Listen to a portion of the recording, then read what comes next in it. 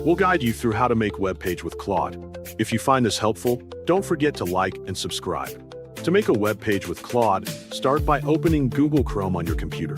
Head to the search bar at the top of the browser window and click on it to begin. Type Claude Download and press Enter to search for the official Claude setup file online.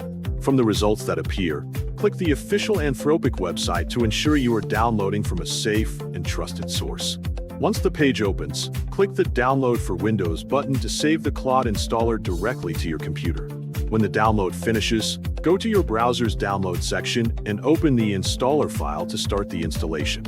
Give it a moment while Claude finishes setting itself up on your computer. As soon as the app opens, click Get Started to begin the initial setup. Click Continue with Google to log in easily using your existing Google account. A list of your Google accounts will appear on screen, so choose the one you want to use with Claude. Confirm your selected account to complete the login and get fully signed in. When your browser shows a pop-up asking to open the app, click Open Claude to jump back into it.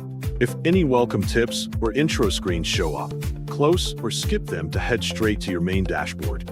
Click through the short setup prompts in the chat area to get your workspace all set and ready to use.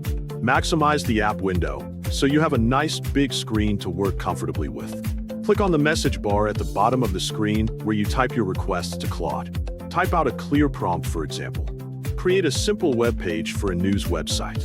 Include a title, short description, one image, and a clean layout. Keep the design minimal, centered, and easy to read. Hit the Send button to submit your request and let Claude get to work on building your customized web page. Wait a few seconds while Claude processes your request and puts together your very own web page. Once it is ready, look over the result and click Download to save the finished web page file right to your computer.